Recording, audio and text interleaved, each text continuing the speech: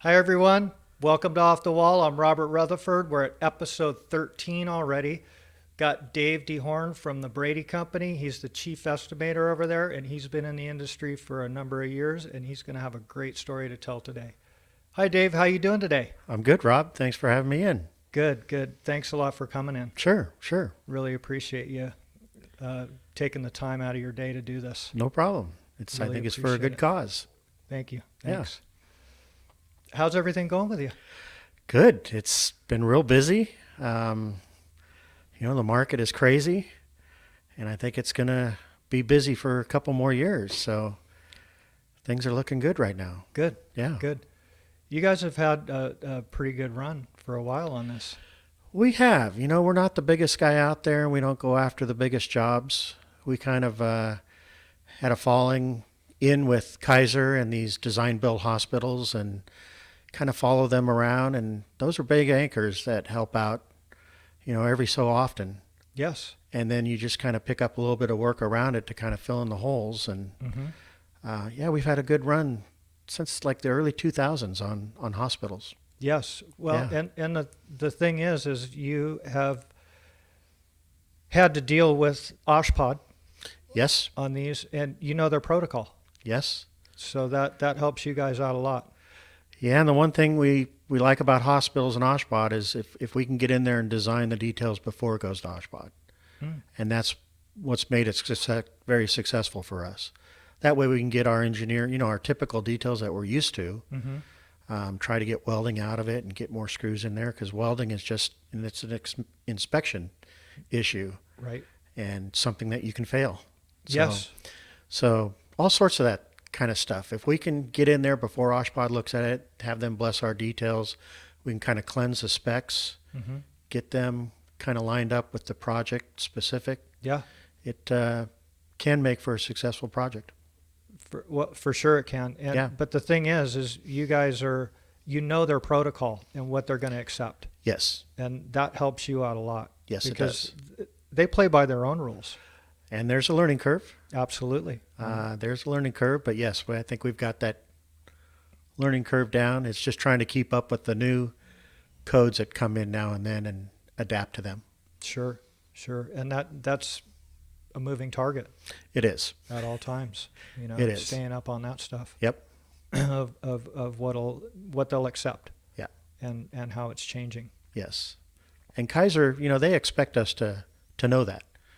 And so our I call them our Kaiser team in our office. They do a pretty good job at trying to stay up on all the codes and all that kind of stuff. So when we're forecasting these projects 2 years down the line, we don't get hit with we didn't know that. Sometimes we do, but Yeah. we try to get that out as much as possible. That's typical. Yeah. Because these jobs, you're looking at them so far in advance. Yeah. And by the time they start coming out of the ground and your scope of work starts, there could have been a code change. Yeah. Absolutely. And would they hold you to that new code change, even though everything was kind of taken care of beforehand? I would say yes and no, but these Kaiser hospitals that we're doing are also cost reimbursable. So for every hour we spend on that job with the trade laborers, we get reimbursed that hour. So if there was an issue, we would get reimbursed for putting that material up or having to use a different kind of anchor or something like that. Got it. We still have a budget that we try to meet. Sure. And if everybody meets the budget, then we get a little bit of reward. Yep. So, it's not just a free for all. Got it. Yeah. Got it. And Yeah. that's good for everybody that way. It is. I think what Kaiser did a long time ago was to take the risk out of us escalating materials and escalating labor in our bids, and allow them to control that. And so, when steel studs are going up and down like crazy, Yep. that's a scary time, Sure. because studs can go up quite rapidly, and that could leave a big hole in your budget. Absolutely. So I think Kaiser did a wise thing of trying to take that on and reduce that risk from us and have them take that risk on. And I don't really think it's impacted them that much. So I think it's been a good thing. Oh, that's good. Yeah. That's good. Yeah. When did you get into the lath, plaster, and drywall industry? Because I know you've been in for a long time. I started with Brady Company in 1987. Basically was right out of college, and I got a job as a project engineer on a job site up in, it was Pleasanton, California. Mm-hmm. I started working for our Central California office at that time. Mm-hmm. And I worked in the trailer as a PE and learned the materials, learned how to do payroll, learned how to do some billings, and read through, RFIs and dealt with RFIs. Lasted on that job for about a year when we completed it. Then I moved into the office up in Castroville and became a person that would do all the changes for a job. So I would, get the RFIs, and if they added scope, work up the cost and send it off to the general contractors. And that led me into becoming an estimator. Got it. So I started estimating a few years after that up there. And I think in about 1992, there was an opportunity for me to move down to the LA office. Mm-hmm. And I took that opportunity. I was single at the time, so it was easy for me to move. Sure. Came down here, and I've been in the Anaheim office since 92, 93, I think. Is that right? So, yeah. Wow. Wow. So how did that opportunity come up for you to work for Brady? My mom found a ad in the newspaper. Is that right? Yeah. She just cut it out and put it in my bedroom and said, you might go look at this. Interesting. And I went, and I can remember the interview today. I was the last one to interview. It was about 4:00. It was in a hotel room. And the guy that I was interviewing with, I was going to replace him. And his name was Tim Larson. And he was about my age, maybe a year younger than me. And I can remember walking into the hotel room, and he just said, "Hey, I've been talking all day. Do you mind if I just take a break, get some water?" I said, No problem. And we just started chatting. Mm-hmm. I mean, it was real easy, Yeah. And so I got the job, and he went from that job site down to our Castroville office. And then when I finished up that job, I went to the Castroville office, and we both worked in that office together. Got it. And his father was Alan Larson, who was the general manager of Brady Company at that time. Up in that division. Up in that division, yeah. Wow. Alan Larson was a plaster by trade Mm-hmm. that worked with Ron Brady as a plaster. And he went up to the Monterey area to do a housing tract. And he called Ron Brady and said, I think there's a lot of work up here. I think we could open up an office and make it go. And that's basically what they did. The rest is history. The rest is history, yeah. Wow. That office is still there today. It's owned by Greg Brady. Mm-hmm. They're doing great. Good. Well, I think Brady as a whole is doing great. It's a great company. It's a great company. Super progressive people that work in there that want to listen to ideas. Yep. And make stuff work for the company and reduce their liability. Yes. And be productive. They're also extremely good to their employees. That's excellent. I mean, I can't say enough about the leadership that Ron still has today. Mm-hmm. He's in his early 80s, and he still gives us all some great leadership. And it makes me proud to work for that company. That's excellent. Yeah. That's excellent. I need to get him in on the podcast. Yeah, that would be I would love to get him in. He would love that, probably. Hey, Ron, if you ever watch this, give me a call. Yeah. So you didn't have family that got you in. You just came out of school. I just came out of school and started as a PE on a job site. And amazing. I had a lot of good breaks on my journey. Mm-hmm. Coming down here to LA, the Castroville office was slowing down, and they were going to have to start laying some people off. And Alan said, I'm not telling you I have to lay you off, but I think there's a good opportunity for you down in Anaheim. And so you took advantage of that. I took advantage of that. Yeah, I told myself I'd never live in LA. And now I've been down here 8 years or something like that. So Yeah.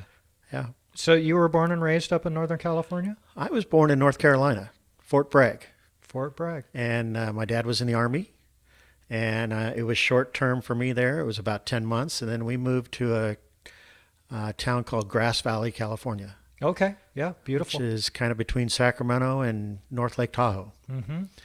And my dad worked for the Forest Service Got it. department there, and that was their headquarters in Nevada City, right Mm-hmm. next door.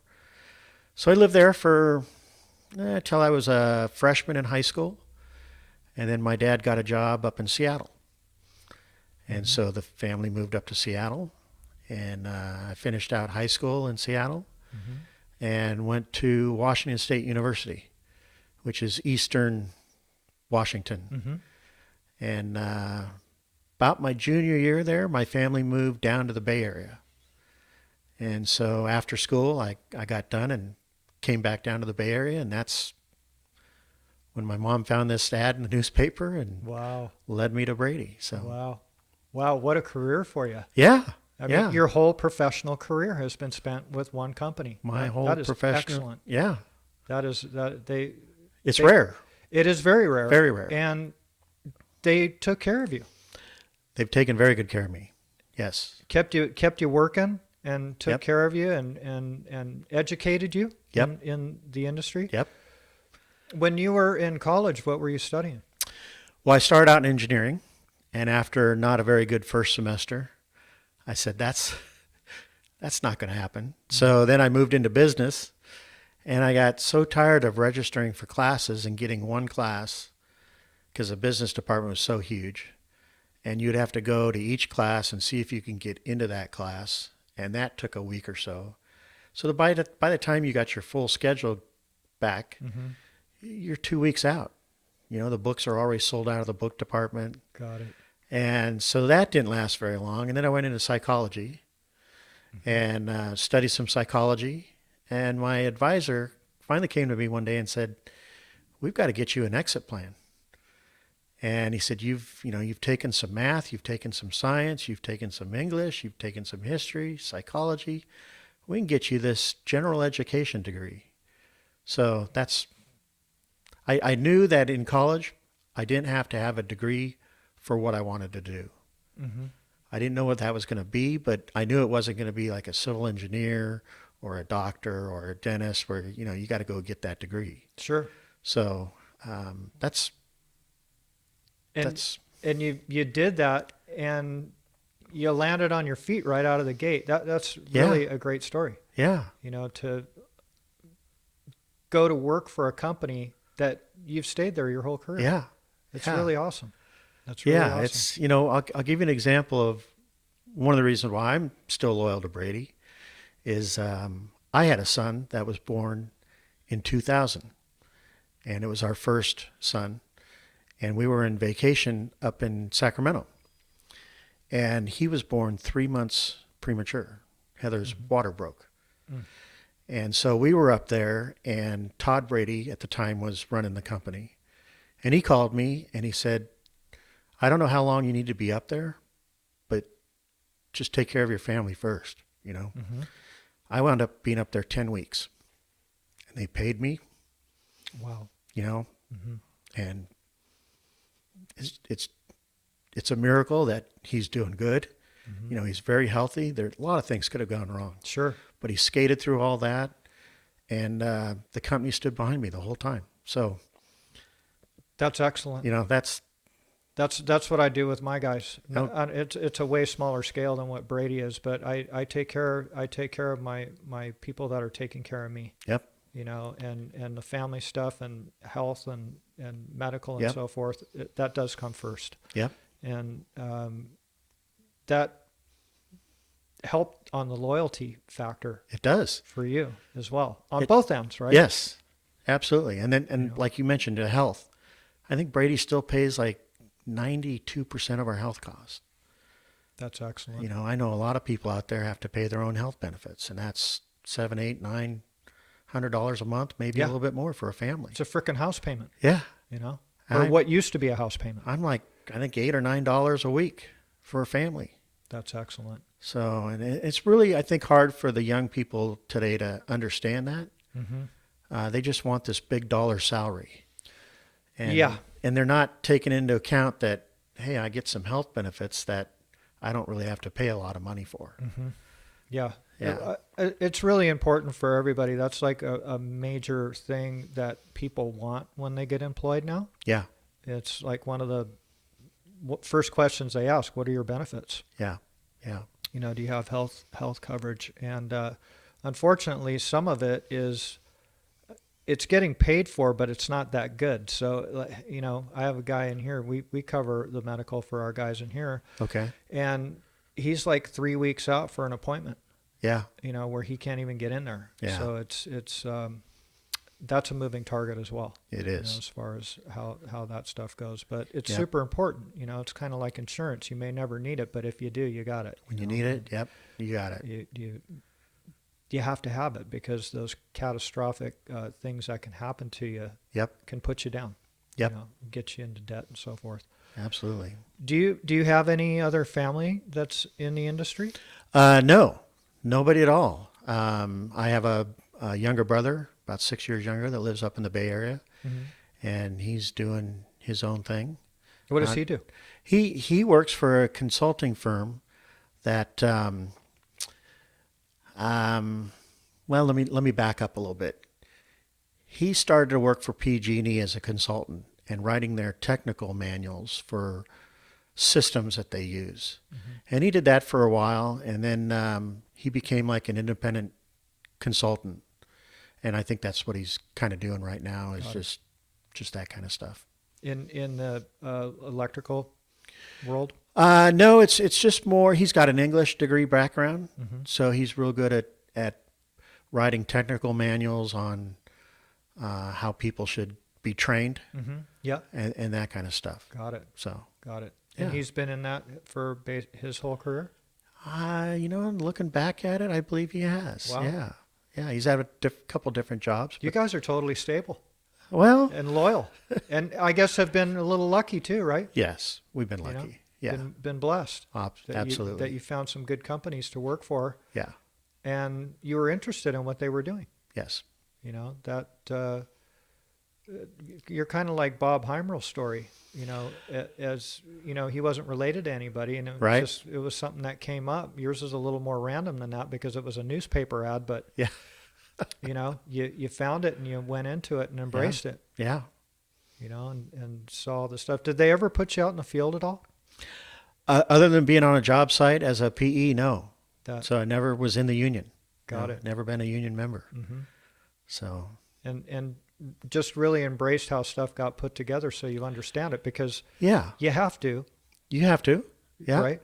I mean, you're estimating these jobs. Yep. So I know a lot of times what ends up happening on these jobs too, when you're bidding them, you may have your foreman come in, say, Yep. hey, dude, we got these weird areas in here.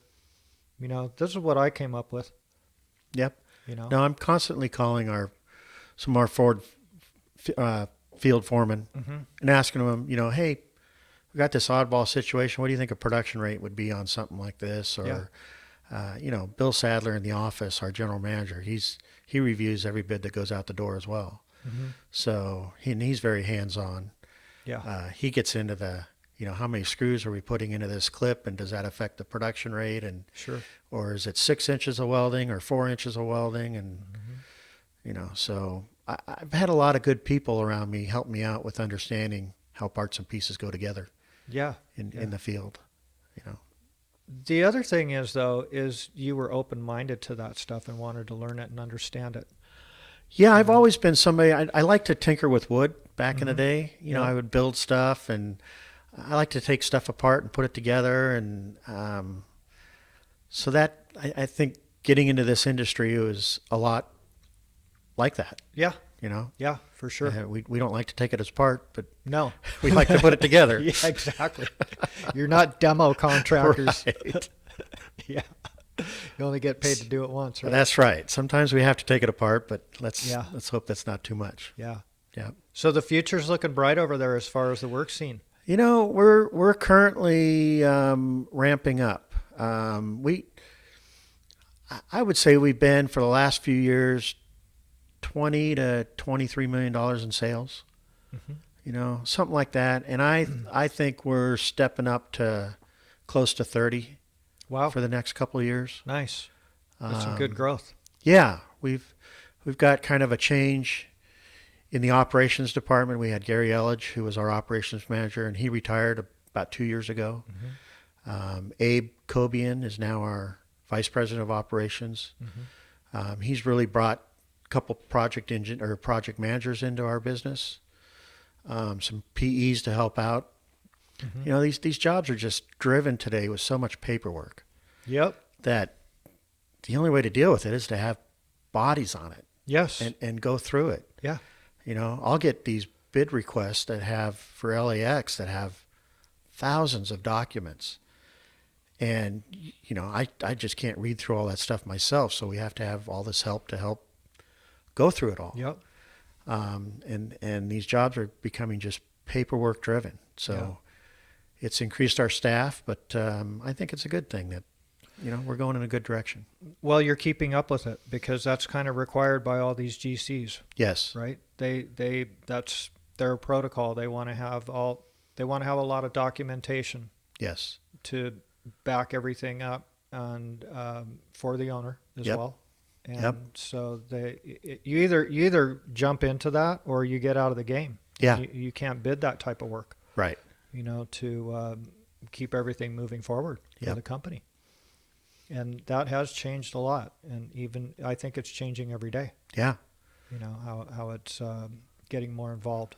And we're allowing for that in our bids too now. We're putting time in there for project engineers and Mhm. project managers. And, in the old days, it was just, hey, I got a carpenter out there and he's got to frame this wall and he doesn't need a PE. And, Right. so Exactly. we got to account for that stuff now. Absolutely. Yeah, It's driving the cost of construction up It is. massively. it is. They got to get paid, and so they have the benefits as well, and Yep. so on and so forth. So that really is driving the cost of construction up a lot. And a lot of the paperwork, I think, is safety, Yes. which is good. Mm-hmm. We got to have, everybody wants to go home at the end of the day. Absolutely. Absolutely. But it is paper intensive, Yeah. Yeah. That's It's slowed down our production rates from what the guys get in the field mm-hmm. from previous years. Yes. Now they got to fill out a little form that says what they're going to do today, how they're going to be safe in doing it on every little thing that they do out there. So Mm-hmm. back in the day, you didn't have to do that. You just went out there and went to work, right? Exactly. Yeah. Exactly. Yeah. Build this. Yeah. There's the material over there. Put it up. Yeah. Yeah. That's changed a lot. And again, you have to roll with that. If you have the attitude like, piss on you, mate. Yeah. They're not going to call you. No, You're that's not going to gonna get you it done, anywhere. right? You're going to hardball them, and they're going to go, no problem. We won't call you again. Yeah. So it takes a long time for GCs to find subs that are going to perform for them. Yeah. And we're seeing some of these big GCs that are self-performing now. We are. There's been a few of them come up recently, and that's concerning for, me and Brady Company. Sure. They're taking a portion of our scope of work away from what we can do. Right. So it's hard to support them. Yes. If they will, I'll give you an example. There's a company called DPR. Yep. And I know up in the Bay Area, our office up there has a very good relationship with them. And they'll call our office and ask for quotes on exterior framing and sheathing and lath and plaster. Mm-hmm. They'll self-perform the inside. Yep. And they won't, take our number and then turn around and use it to their advantage. They have a really good relationship. Mm-hmm. And so that's an instance where I think a GC that self-performs would benefit from a sub like us. I agree. But if they're just going to take my number and then compare it to their number and go, okay, we got a good check number from this guy, we can do it for that. Yeah. I don't want any part of that. Well, the thing is they can't do the lath and plaster. True. They could gear up and do it, but that's if you don't know that game, it's kind of like anything else. It'd be like, man, I'd really love to open a frickin' restaurant. Yeah. It's been a dream of mine. but I don't know shit about restaurants, right? So, it's kind of the same thing with those guys. Yeah. So they need you, Yeah. at the end of the day for that type of work. Yeah. But again, they could do that exterior framing. They could do the sheathing Yep. and then just have you lath it and everything. But Yep. they're that's cool that they do that. They have some integrity, Yeah. right? Yeah. They're not comparing those numbers, Right. and that's a good thing. That's a great thing. It really is. And I know that a couple of other ones that do drywall and tin can framing and stuff like that, they don't do the exteriors. It's kind of the same thing, Yeah. that they keep that open. Yeah. Are you guys doing any other claddings other than lath and plaster for the exterior? Yeah. So we've realized that these composite rain screen systems and stuff like that are taking over and getting less lath and plaster on the job. Mm-hmm. We've seen a lot of metal panels that are coming out. Yep. Um, the metal panels tend to go with the sheet metal subcontractors, Mm-hmm. but the composite panel, there's a couple others out there that seem to go into the carpenters that, our trades. Got it. We've completed one project so far. Mm-hmm. It was a learning curve, be honest with you, Yep. Yep. But we're looking into some more of those types of products. Mm-hmm. Yeah. We're not real aggressive in that market yet, Yep. but yeah, I think we have to, because lath and plaster it seems to be being taken over more by storefronts and metal panels. Mm-hmm. We like lath and plaster. We'd Yeah. like to continue and support it. Sure. So we try to chase those projects Yep. the more we can. But Mm-hmm. yeah, Well, it's not going to go away. I mean, it's a versatile cladding, as far as textures and stuff like that. And we've been hurt with the issues that have happened with it in the past, yep, with Yep. cracks and leaks and penetrations and stuff like that. So it opened the door for these other claddings to Yeah. come in. And they look different. they look different. Yeah. They sometimes they can get a longer lifespan. I think some of these metal panels can be up there for years and years and years. Mm-hmm. But plaster's pretty economical. It is. When you want to look at a price of a building, Mm-hmm. it's pretty economical, and you can do a lot of things within the plaster to make it look nice with reveals. Exactly. Add some foam shapes to it, maybe. Mm-hmm. Yeah. So Yeah, the metal panels aren't new. yeah, I mean, 25 to 30 years that they've been out. yeah, The other thing is, too, is some of them that I'm seeing now is they've been up for a long time. So the paint life on those panels is like 25 years. Yeah. So some of it's starting to chalk out. Okay, And they're having to go in there and repaint it. Repaint so 'em. that's high performance paint that they use on that stuff. And it was all factory baked on finishes and so forth. And what ends up happening with those wet seals is they have to dig out all that caulking, and then they have to sand everything and get back inside of so that where it's inside of the reveal, the paint goes back inside of there. One of the things that I'm wondering on that stuff is when they do repaint it, is it a water-based paint? Because if it's water-based, then it's not going to last as long like as it the did, original, right? right? Yeah, So now you got this maintenance issue, because what gets painted must be painted again yeah, eventually. absolutely. Okay.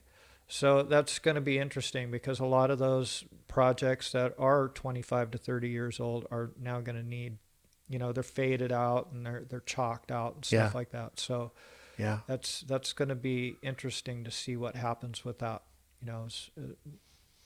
how they hold up right, after they're painted again. right. And you have to get up there, and it's a lot of sanding Yeah, yeah. I can imagine. to take care of that stuff. So, any cement panel siding or anything like that? We've bid a couple projects, haven't been successful, Mm-hmm. but yeah, we've just completed this one project recently. Got it. So I was up in Cerritos for the college there. Mm-hmm. Got it. So Got it. Do you guys do a lot of prefab work? Like when you have long soffits and stuff like that that are typical? Yeah, so the stuff that we prefab would be jam studs, headers. We can do that in our shop. Mm-hmm. Um, we do some. If you've got some typical U-shaped drops or stuff like that, we'll prefab those on site typically, Got it. and then lift them into place. Mm-hmm. Um, as far as prefab and walls, it's really hard to do that. Yes. You know, typically you have to prefabricate them off site somewhere. Mm-hmm. That's an expense. Yep. Transporting them is an expense. Mm-hmm. Getting them up to the building and in place, you can almost frame them in place faster than it takes to panelize them. Mm-hmm. You know, And you have some adjustability. and you have some adjustability. That's Yeah. the key thing. That's very. Once that superstructure's up, it is what it is. It is. That doesn't adjust. Right. So that's good point. Yeah. That's a very good point. Yeah. As long as you're organized and planned out, to be able to build it on site, Yeah. then you can get a move on. Yeah. And with all the pre-construction that happens before you guys even get on the job now, Yep. you can see those problem areas. Mm-hmm. Do you guys implement BIM and all that stuff? We do. We have 1, 2, 3 full-time BIM people wow. in our office right now. Wow. And we've had those people in there for quite a while. We do all our own in-house BIM, which I think gives us a good advantage instead of hiring in, outside the company. Yeah. We got guys so we can go talk to our BIM department. I can walk right next door and Uh-huh. talk to one of them, see how they're doing, and they can come ask some of the field guys some questions, and it's Sure. so yeah. We're right now we're diving into Revit. Most of our stuff is done in CAD, Mm-hmm. but it seems like Revit is this new tool that's to actually do the model in and do our part in Revit as well. Mm-hmm. Do you do that, or I do not. No, you don't get on the mouse and start moving shit around and clicking on stuff? I don't. But I do think there's going to be a day when you estimate out of the model. Yeah. I think they're going to give you a model and say, Here you go. "There you go. Yeah. Wow. What's it worth?" Uh-huh. It's kind of like weighing the plans, right? Yeah, 100,000 a pound. Yeah, yeah. When you get them thick ones. But you're not even seeing paper plans anymore coming Well, through, are you? Well, no, we get everything electronically, Mm-hmm. but most of myself and my estimators, we print out a half-size set of architecturals and structurals. Mm-hmm. It's just, I already have 2 screens in my office that I'm dealing with. Right. But I'm kind of old-fashioned. I kind of like to have a set of drawings, and Mm-hmm. I was always taught the first thing you do is you get a set of drawings, you go page by page. Mm-hmm. You look at every detail. Yeah. You take a red pen and that doesn't work, or this detail points me to a detail that doesn't exist. Mm-hmm. You get all those out, then you might write some pre-bid RFIs, try to get those roadblocks out of the way for if we get the job, our operations department comes into a cleaner set of drawings. Mm-hmm. And then when you're done estimating, you do the same thing. You go back and you turn every page and go, I know that detail. I remember seeing that detail. Yep. This detail over here, I never came across this low wall. Mm-hmm. Where does this low wall occur? Got it. I got a job right now that I'm doing it on, and I can't find the low wall on the plans. There's a detail for it, Wow. but I can't find it. Mm-hmm. So tomorrow I need to write an RFI that says, where is this low wall? Mm-hmm. And I think the answer is going to be, that detail doesn't exist. We were going to do it, but we made the detail, but we Yeah. kiboshed the wall. Or a copy and paste Yep. of certain details, which is another issue in our industry. Yeah, we're in a drag and drop society. We are. Drag it over and drop it in. Yeah. And, we talk about this on some of these other podcasts that we've done, as far as technology is awesome, but it takes away some of that craftsmanship, Yep. when you have to figure it out longhand. Yep. So, like, if all this shit went sideways for you on electronics, you'd be good. Yeah. Just go back to the pages, right? Yeah. Start Yeah. flipping one page at a time. Yeah. You'd be okay with that. I'd be okay with that, except my bid is actually electronic. So Yeah, exactly. Well, if it went down, then everybody'd be back to basics yeah. again, anyway. So Yeah. that you'd be good with that. But the electronics, that sped up these estimating programs we have these days. Yeah. It cut the time in half of what it took to usually do an estimate. So Okay. they're getting faster and faster, and Yeah. we use on-screen takeoff, Mm-hmm. which is we get the plans electronically, and then we put a layer of color over it that actually measures. And it's also nice to send that document to a general contractor, especially when you're doing a budget. Mm-hmm. And there's just lines on a piece of paper, and you say, well, I think this is going to be a 1-hour wall. We know our stairs are going to be 2-hour walls. We know our shafts are going to be 2-hour walls. Mm-hmm. And we can give that document to our client, and they can look at it and go, feel a little bit better about, okay, I think I understand Mm-hmm. what you guys are doing a little bit better, right? Yeah. Instead of just hearing a number of $2 million. Got it. Yeah. Got it. We're going to give you a lot charge on this one. A lot of charge. Yeah. Right. There's a lot of work. There's a lot of work. Here's a number. Here's the number. Yeah. So it's they're listening. Your clients are listening to you guys when you see problemed areas. Oh yeah. Oh yeah. And They're on the team. I think I want to believe that they prefer that an estimating department would bring up these kind of problems Mm-hmm. instead of just assume something and not say anything. Got it. You can do that, or if you're going to go the cheap route, you just clarify your bid, and then what that does is that leaves the general contractor with a hole that he's got to fill, right? Sure. So now the pressure's on him or her to say, do I throw $10,000 at that issue? Do I throw $50,000? What is it? Mm-hmm. So, my belief has always been try to get your scope nailed down so that it's crystal clear to the general contractor. Mm-hmm. And when you don't have crystal clear plans, you need to write those RFIs and get those things cleared up. Mm-hmm. So Yeah. Have you ever done a project in your career that you haven't had any RFIs? no, Not a one. no, I can't think. No. Yeah. Well, back before all this electronic stuff, there really wouldn't be an RFI. You'd just take the plans to the guy and go, "Hey, this doesn't work." Well, back when I started, there was no fax machines. And the only way you could get the plans was to either go to the general contractor's office Yeah. and sit in his plan room, Yeah. or we had a local, I forgot what they called them, builder's exchange, Yeah. that you would go down and, hope you could get a set of plans, but maybe the mechanical guy was on it for an hour, and so you had to wait for it, right? Yeah. And then an addendum would come out, so you'd have to run back down to the builder's exchange and see if the addendum changed your scope of work. But you really you couldn't bring those documents back to the office. No. So for reviewing a bid, I would get it all worked up, and then my boss and I would go down to the builder's exchange again Mm-hmm. and go through the drawings, and he'd look at my bid and say, okay, I think we got this all, and change this, change that, and come back to the office and bid it. Wow. That wasn't that long ago Yeah, either. You were doing that shit in the 80s. yeah, Doing it that way. yeah. But nowadays, they'll issue drawings. Just happened the other day. I got thousands of pages of drawings on a job. And so, like I said, we like to print out a set of architecturals and structurals so that we can thumb through them.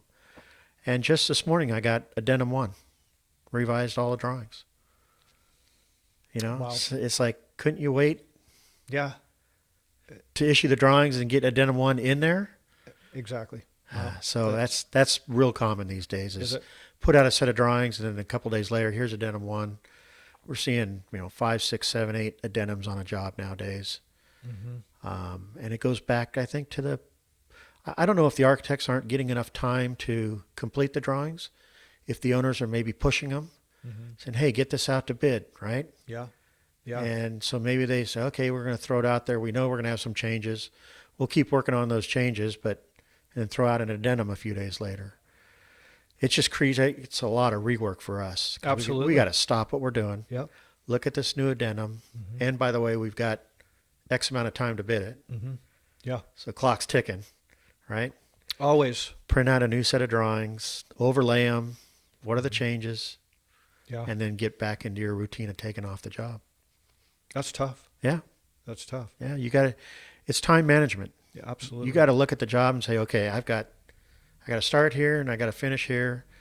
And if it's a real tight bid schedule, you're going to say, okay, I'm not going to be maybe as detailed in the estimate. Yep.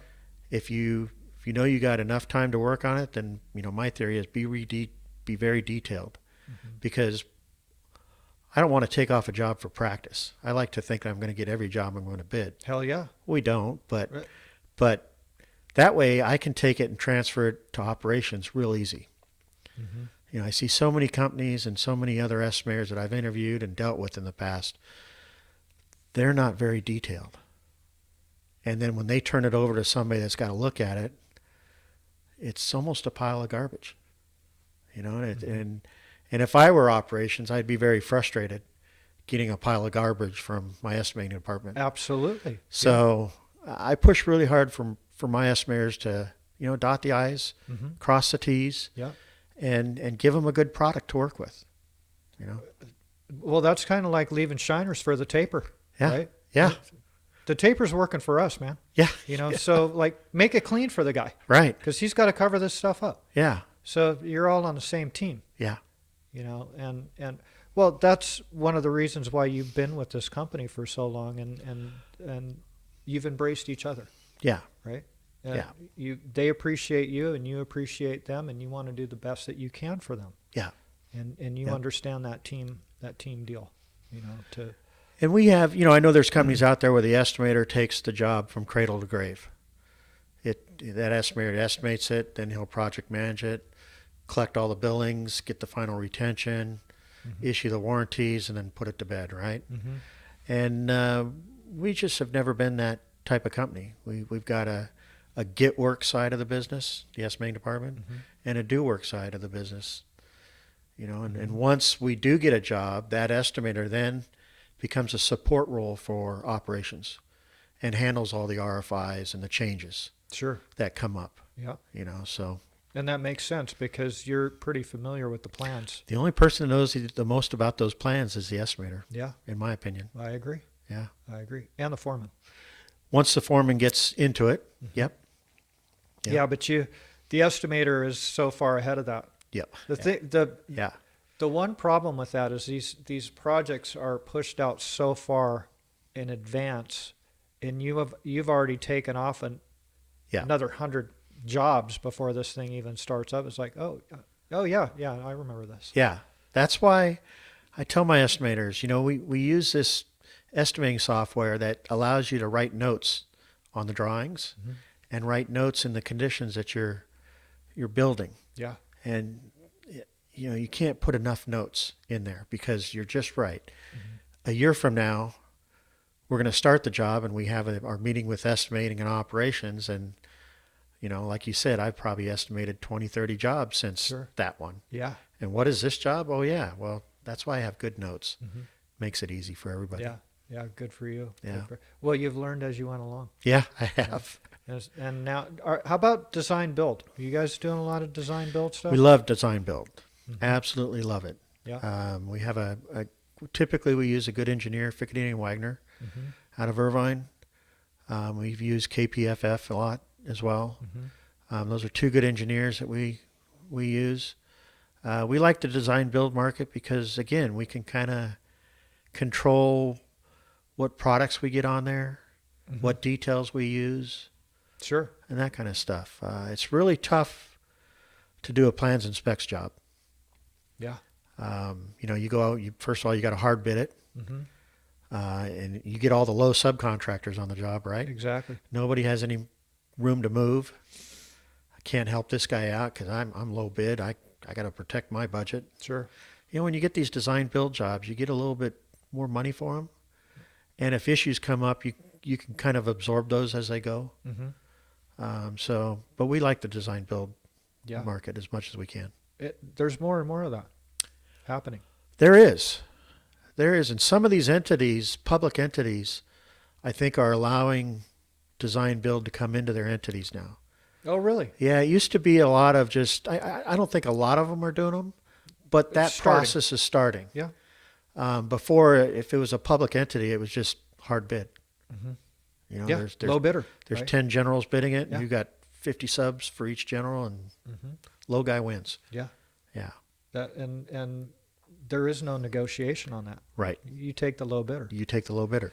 Yeah, And a lot of times that can end up, if the plans are incomplete in a situation like that, and a guy comes in and he goes, oh well, they didn't put that in, they didn't figure this, they didn't. So I'm just going to throw this number in, and he's going to get the job, and then he's going to think he's going to make it up on change changes. orders. Yeah, and I don't know how anybody does that. Yeah. You know, in our industry, since we're union, Mm-hmm. we mostly follow union jobs or prevailing wage jobs, which are based mostly on the local union wage at that time. Mm-hmm. So our wage rates are known, right? Yeah, They know what we're paying. exactly.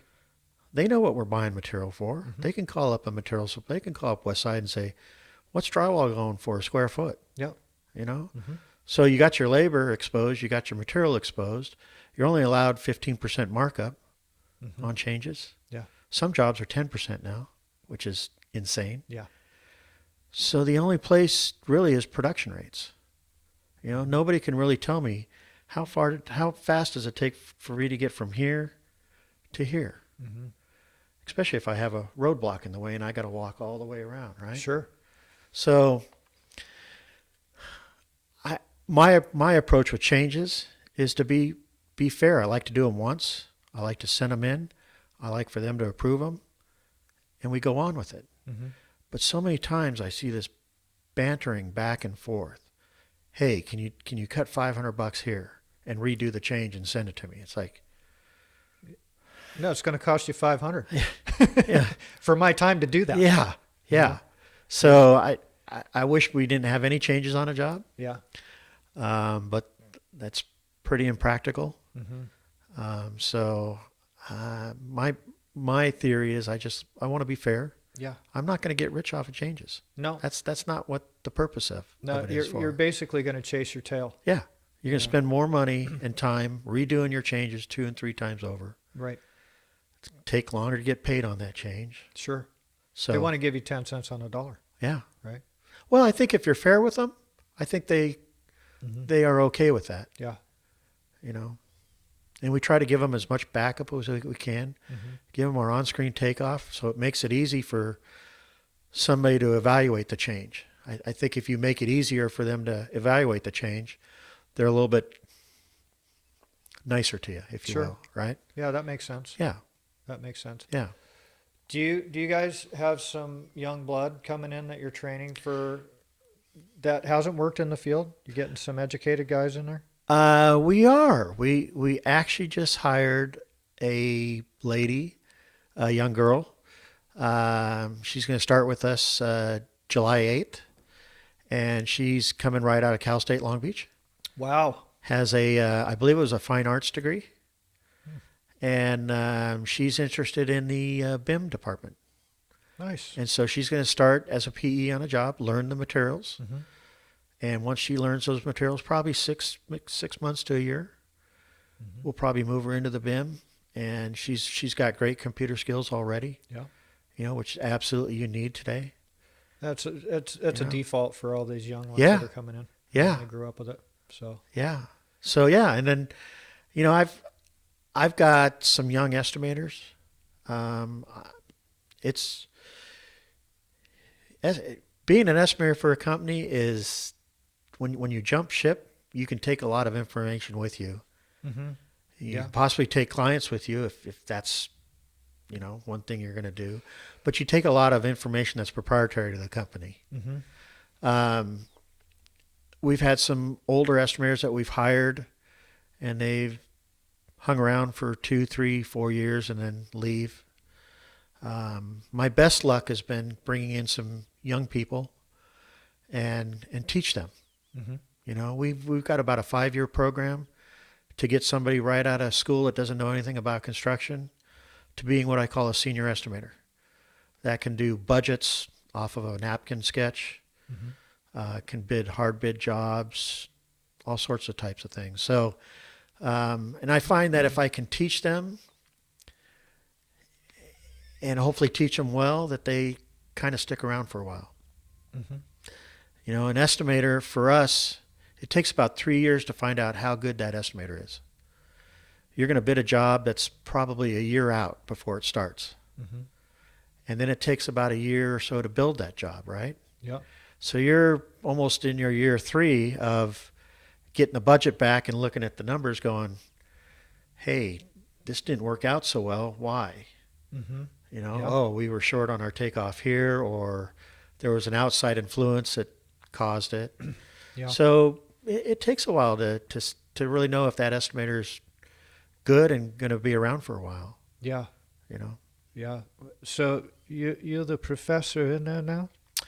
That's been my role of that's kind of how I was brought up. And so I'm just using those techniques and theories, passing them forward because I think they worked well for me. So they should work well for some other people. Absolutely. I think you'd be a great teacher too. Yeah. I did a little bit of teaching. I taught for Fullerton College in their construction technology department. Is that right? Yeah, the guy that runs that is Bill Sadler's brother-in-law, Pat McGrew. Got it. And so he came to me one day and said, I need somebody to teach this class. It was a residential estimating class. And the book was based on a house like mine built in 1954. Okay. Yeah. It was an old book. Yeah. And the class was started from how do you get foundations? How do you figure out how much concrete's in the foundation? Mm-hmm. How do you build the raised foundation? How do you start building the wood framing? How do you build the roof? All that kind of stuff. Mm-hmm. And so I taught that class for a couple of years. That's cool. It was kind of fun. Yeah. It was also pretty demanding of my time. Yeah, I'm sure it was. It was a 3-hour class every Tuesday night, I think it was. Mm-hmm. And it took a lot of time to prep for that class. Yep. And unfortunately, the guy that was there before me didn't leave any tests or quizzes. So I had to come up with my own tests and quizzes. Oh, wow. And so the first semester was pretty demanding because you had to come up with all this test and quiz information. Yeah. And prepare each lecture and how you're going to run that classroom. Sure. So once I did the first semester, it was a little bit easier the next semester, and it got a little bit easier. Yeah. But it was a long day. I wouldn't get home till about 11 o'clock at night. Yeah, that's... And that was all donated time? No. I got paid for that. Okay. Good. I got paid for the 3 hours I was in class. Yeah. Okay. Not for the 6 hours it took to prep for the class. Yeah, exactly. Yeah. But it was fun. It was something different. I enjoyed it. Yeah, it was fun. Did any of the students go into the construction field? None of them came into my trade direct. I had 2 of them that went into a general contractor that I knew of. Mm-hmm. So they would call me up and say, hey, do you remember me? And I go, yeah, I remember you. Mm-hmm. Hey, I'm working for this general now. I said, oh, well, great. So, yeah, a couple of them have moved on. Okay, that's cool. Yeah. That's rewarding to see that, Yeah. Yeah, it is. It's kind of like, when kids are in school and they're little kids, like in first grade or whatever, and you're teaching them the basics as they need to learn stuff. And then all of a sudden the light bulb comes on and they get it. Yeah. And they understand it. And that's very rewarding. It is. To see something like that. It is. For sure. And then, they took your class and then they ended up, now they're doing this for a living. Yeah. That's really cool. Yeah. That's really cool. Yeah, what made you decide to get into that? It was Pat McGrew. He knew me through Bill Sadler. Mm-hmm. And he just came over one day and said, I think you could do it. And I said, but I don't have any teaching credentials. He goes, you've been in the industry long enough. You're defaulted. You're defaulted in. Yeah. All you got to do is go get some, testing done and background checks like that. And so I did that. And that's awesome. And really started the class from, he gave me a book and he goes, that's all the information I really have. Wow. So That was ballsy of you, It was. to step into something like that. It was. And I can remember the first couple classes, I did nothing but stand up there and lecture. And then I thought, no, not for 3 hours. Yeah. I got to start breaking these kids up into groups, have them talk amongst themselves. Mm-hmm. I brought in a few people that would bring in, like metal stud manufacturers, Mm-hmm. have them come in and show them what a metal stud was. And throughout this whole thing, this whole class, every time we dealt with a wood stud, I'd relate it to a metal stud. Mm-hmm. And then we'd do lath and plaster, and we would talk about the acrylic finishes, and we'd get away from the old plaster materials that were in the book and say, well, some of those are still around, but now we got these acrylic finishes that really can enhance some stuff. Mm-hmm. Here, let's talk about metal studs. Yeah. So, Yeah. yeah, tried to bring in That's stuff cool. that we use today Sure. into a 1954 classroom book. Got it. Well, that was good. You taught people some stuff. Yeah. That was very cool. What do you do for fun, Dave? What are your hobbies and stuff? So I have 2 kids that have kept both my wife and I pretty busy. Mm-hmm. My son just graduated from high school, and my daughter is a sophomore in high school. So we'll still have the kids around for a little bit more. Sure. Congratulations. Thank you. We like to go to Tahoe a Nice. lot. We like to go to North Star.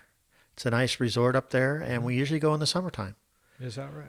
Okay. It's a great time in the summertime. They've got a great pool area where when the kids were little, they would be in the pool for hours. Yeah. Yeah. Yeah. You get them home and their hands are all wrinkled up and everything, and Yeah. right back the next day.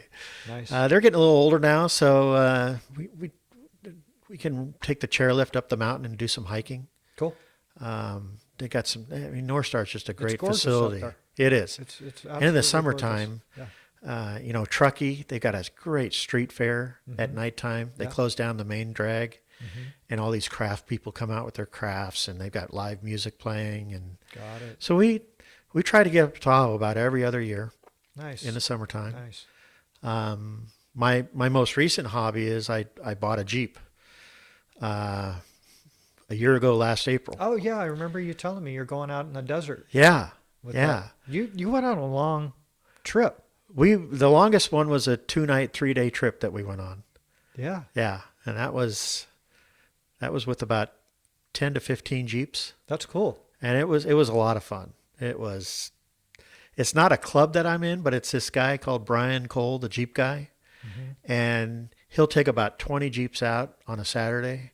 He'll charge you like $40 per car, and some of that money goes back into the Forest Service roads to help repair them, Got it. so that we can be out there and enjoying the off-roading experience. Mm-hmm. But he also brings along 3 or 4 other people that have their own Jeeps that will stop and explain when you want to crawl over a rock how to do it safely.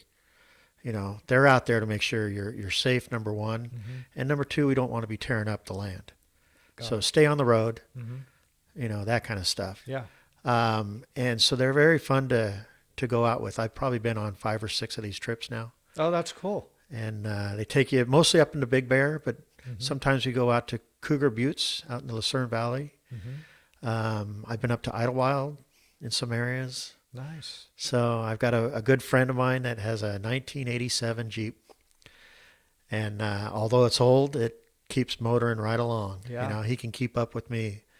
And we have a great time just taking our families and going and doing that. That's awesome. Any close calls? Not with me. I've had to tow him out a couple times. Yeah. Yeah. No stains in the seat, huh? No big scratches. No big scratches yet. Still my daily driver. Yeah. Okay. So cool. I'm a little careful with Sure. it. Yeah. Sure. Yeah. Well, that's fun. In fact, this weekend I'm putting on a front bumper and a winch, Nice. taking the old stock one off and replacing it. So that's my job on Saturday. Cool. Yeah. Cool. Yeah. That sounds like a great time. Yeah, I've had a lot of fun with that. I also golf. Nice. My son's a great golfer, so we go out now and then and golf together. Cool. Yeah. Yeah. That's you got to do it like anything else, right? You have Yeah. to do it a lot Yeah. It can be a very frustrating game. Oh, it can be. It's You know? humiliating. Absolutely. You know, Especially when your young son gets up there, takes your driver, and hits it 280 yards down the middle of the fairway, and then hands you the driver and goes, "Here you go, Dad, thanks." yeah, that thing works good, Dad. Yeah. I get up there and it goes 200 yards out that way and 100 yards to the left. Yeah, yeah. Drive it up in 1 and 15 putt, right? Right. Yeah, Right. yeah. Like you said, it keeps you in check. Yes. You know, playing that, and it's like anything else. If you're not doing it all the time, you're not getting any better on it. But golf is a little bit different because it's position. Your head's got to be in it too. Your head's got to be in it. And, are you golfing for business? That's mostly what I do is golf for business. So I probably play 5 or 6 times a year. Right. If you're out there playing for fun, it's hard to get out on the weekends. Sure, it's a long game. It is a long game. Nine is good. 9 is good. Yeah. 18 is burning your day. Yeah. We got a little pitch and putt course next to us, and it's got 18 holes, but they're all par 3s. Got it. So you could probably go play 9 holes in a little bit over an hour. Mm-hmm. And Yeah. you carry a few clubs with you.